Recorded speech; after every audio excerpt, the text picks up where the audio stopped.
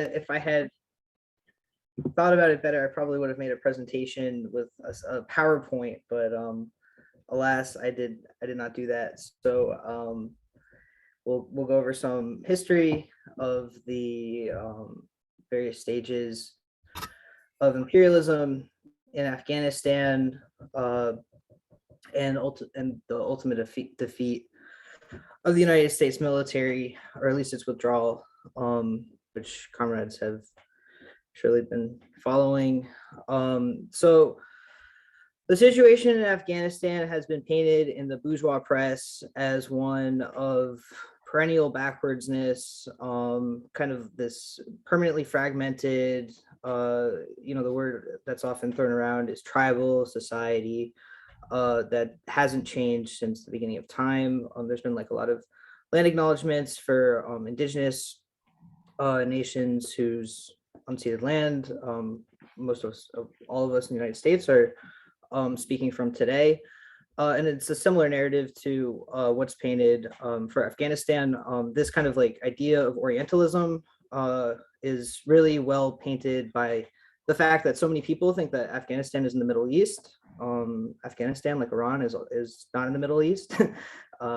Afghanistan is actually to the west of Iran, and Iran is not in the Middle East. So therefore, the deduction is not a great one, but it does paint a picture of the racism and kind of Orientalism as that's posed of the ruling class in the United States and in the European countries. So the struggle in Afghanistan goes back a long time. I'm not going to go into like the whole history of colonialism and the transformation of colonialism into like neocolonialism and imperialism and these things, but I think that it is helpful for understanding the present situation in Afghanistan to think about the role that the United States has taken in the country since the late 70s. Can everybody just mute if you're not muted? I mean, if you want to like say something like during the presentation, like that's okay, but just like having random static isn't so good. Thanks.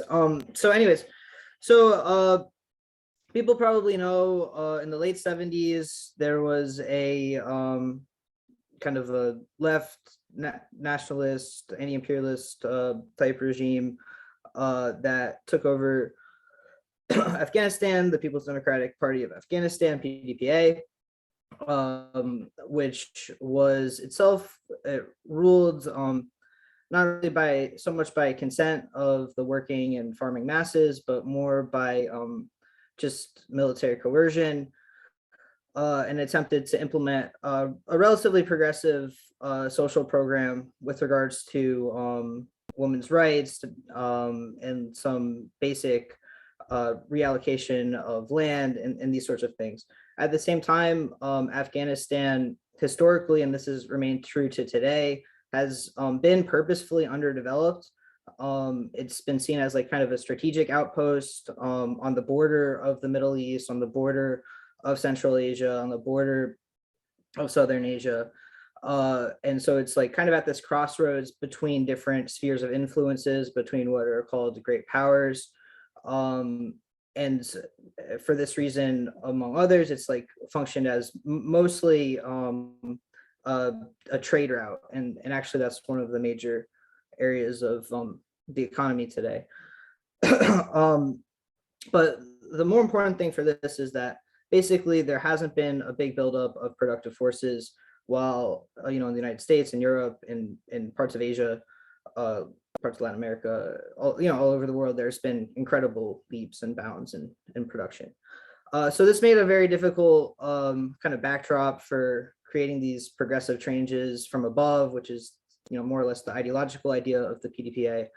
And ultimately, the United States saw an opening in the late 70s, 1979, to try to bring the Soviet Union into Afghanistan through the arming of various what would become the Mujahideen, which was a group of people who were kind of raised in this like radicalizing moment in the 60s, on the Islamist right, who were opposed to the people that became the PDPA. Long story, not that important. But the U.S. started giving money to these fighters, late 70s, and the USSR invaded. There was the USSR occupation of Afghanistan, where the US and Pakistan funded and gave military arms, most especially anti-aircraft launchers, to the Mujahideen, which included at the time, famously, I'm sure everybody knows, Osama bin Laden, who was active, I believe, in the south of the country. And ultimately, the crumbling of the Soviet Union, just as part of the world situation, its withdrawal, and the general hegemony of the United States as the main imperialist power meant that Afghanistan society couldn't really stand. And so the government ultimately fell and was replaced first by a reactionary government led by US aligned Mujahideen, and then by the Taliban from 1996 to 2001. And the Taliban first came to power in 96 by kind of positioning themselves. Well, first off, it must be said that they were very much armed and supported by Pakistan, especially the ISI, the intelligence services, with members of the ISI actually in their organizational structure, as well as getting resources from the Pakistani government. And so the Taliban, once it came to power, it rose to power first by positioning itself as like the anti-warlord, anti-corruption, pro Islam group, which was all fake. I mean, they were also warlords, they're also corrupt, and everybody has different interpretations of religion. But in practice, what their coming to power meant was a really brutal regime. Although, of course, the previous regime was also brutal. I mean, that can't be erased. And basically, there was a lot of factional fighting within different groups that had come out of the Mujahideen movement, of which the Taliban was one. Again, the one that the Pakistani government was most favorable to. And so, there's a number of like really regressive policies, especially for women, as well as clashes with ethnic minorities. And in the United States, there was a grouping of ruling class women who decided to make Afghanistan their pet project. I'm forgetting, I think it's like Women's Majority or something like that, which included like Laura Bush and these other like very conservative people. And the government under Clinton did have relations with the Taliban. Only 3 governments actually recognized them. It was Pakistan, Saudi Arabia, and Qatar. But yeah, Hekmatyar was is still alive. I'll talk about that later. Sorry, there's something in the chat. So anyway, so there's only 3 governments that formally recognized Afghanistan, and this was like constant like discussions and debates between the U.S. and the Taliban over what they could do to be recognized by the United States. And there's a lot of kind of, I think, retroactive revision of what the United States wanted from the Taliban, where people now say that the United States, they're pro women's rights, pro democracy. They wanted these like concessions from the Taliban, but fundamentally what the US wanted, they the Clinton administration, the imperialist military, they can make all sorts of concessions on women's rights. They don't care really. What they cared about was having a government that would do what they wanted and not harass their allies in the region. And this is very difficult for a lot of reasons. Is basically impossible because the US is both allied with Pakistan and India in different ways, and those two are always on the verge of hot war with each other. And Afghanistan is one of these centers of conflict. So this kind of was most clear, this dynamic of the US like needing like the Afghanistan government to do what they wanted to do over the question of Osama bin Laden, who was living in Afghanistan until the US invasion in 2001. And this was like the main point of disagreement. The Taliban basically said at various points that they would give up bin Laden to um, uh, a Muslim country for trial, or they would try him, but that they wouldn't hand him to the United States. And so whether or not that's true, not super important. Harboring one person is not necessarily justification for the invasion that happened, but that was basically what happened. And so there was both not the intent to make concessions for women's rights by the United States, and there was also not really this total unwillingness to hand over bin Laden from the Taliban. So ultimately, of course, 9/11 happened. There's a huge uprising or attempts to like rally jingoist sentiment, and the moment is utilized to invade Afghanistan. And I think it's important to note here, and it mentions in the article that Socialist Resurgence put out, if you read it, that this was not unopposed by working people all over the world, actually. Immediately after 9/11, in September even, tens of thousands of people took to the streets in anti-war demonstrations across the United States, but also across the world. And some of the largest demonstrations in the United Kingdoms happened, as well as in many other places. And I think that's like really important for understanding the kind of balance of forces domestically and internationally. So yeah, I'm not going to get into all of the details of the war, but basically the United States pretty clearly, I think at this point, there's a section of the ruling class that really did want to occupy militarily all of these countries that it sees as like not able to do everything that it wants them to do unilaterally, which is, Iraq, Iran, Syria, Libya, North Korea, all these places. And that was kind of the idea. But it was really not possible, both militarily and politically. Militarily, it wasn't possible because there's just such an inability to, even despite all this jingoism, all this Islamophobia that's constantly whipped up, all this American patriotism, there's still really low recruitment rates. There's kind of powerful anti-war sentiment within the working class. And there's been a crisis of recruitment for a long time.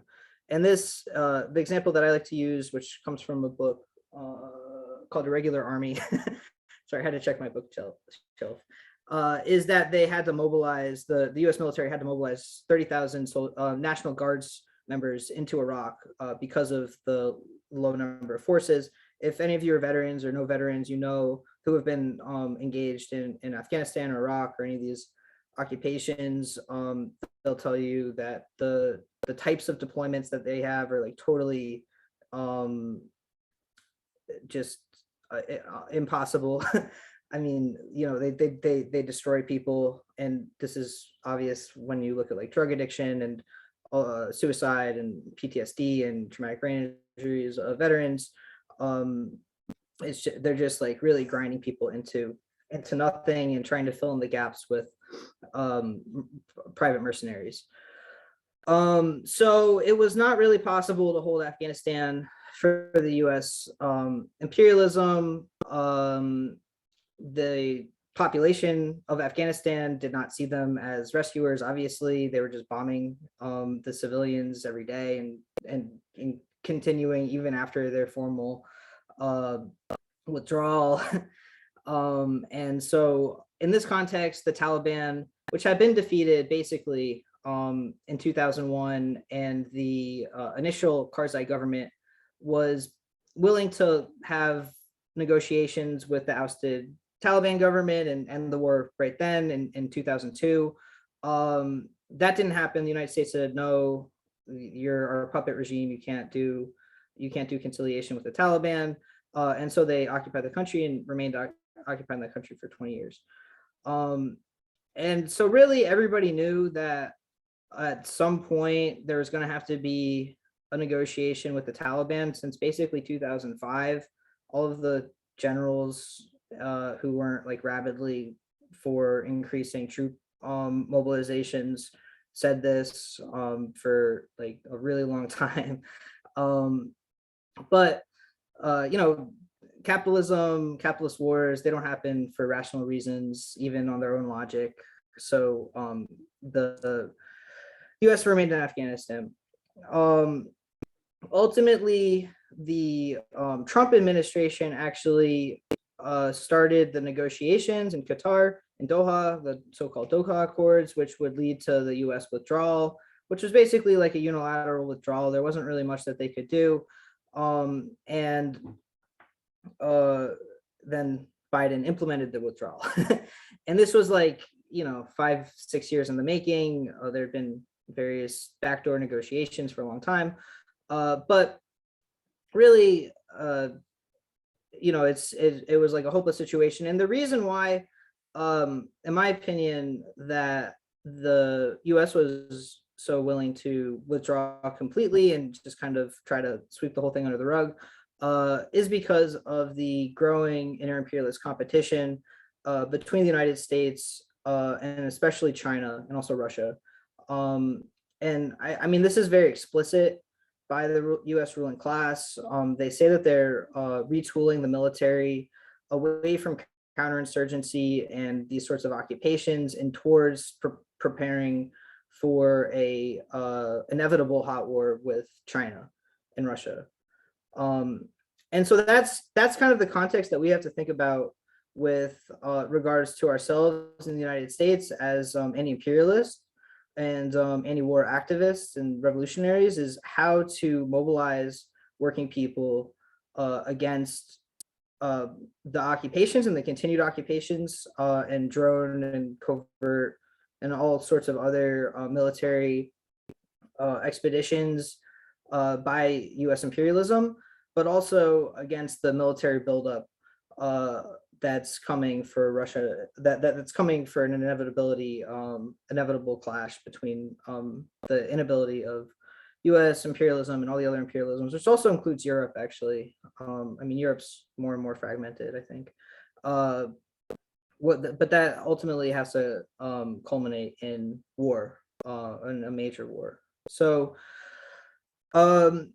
that's kind of the general situation, but I also want to talk a little bit about what we can look to for a solution, which is the socialist solution, right? I mean, this has been a period for the last 10 years since the beginning of the Arab Spring of mass uprisings all over the world.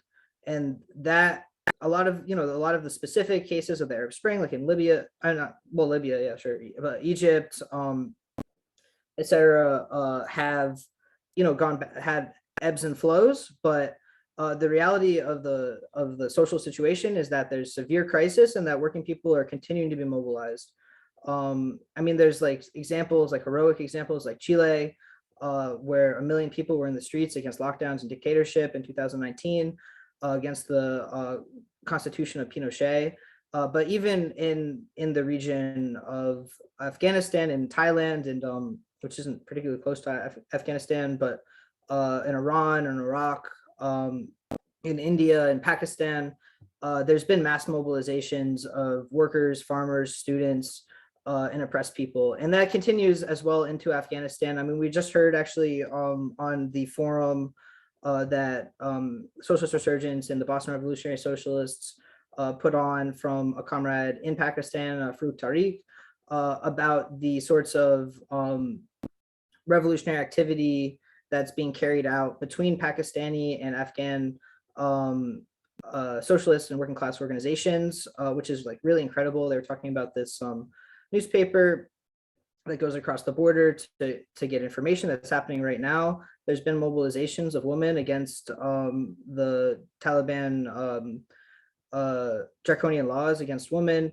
which have been really brutally repressed, but they continue under these like really horrible circumstances.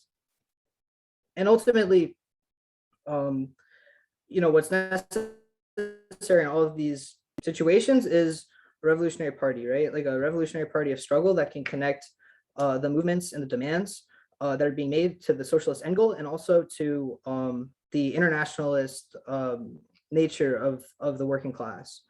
And that's starting to happen. I mean, that is happening concretely, like I just mentioned, with revolutionaries from Afghanistan and Pakistan. I'm sure there's some clandestine things happening from Iran, although it's very difficult. Iran, if people don't know, has had some of like the largest upsurges. I mean, maybe since the revolution in '79, which has led to now a general strike in the oil fields, which is like a major thing. There's been mass strikes for the last 3 years in Iran, which is a major anti-labor regime. So it's a world in struggle, and all of this is happening in the context of increasing fragmentation of the world imperialism, as well as the kind of push from the outside of climate change, which is especially devastating in Afghanistan.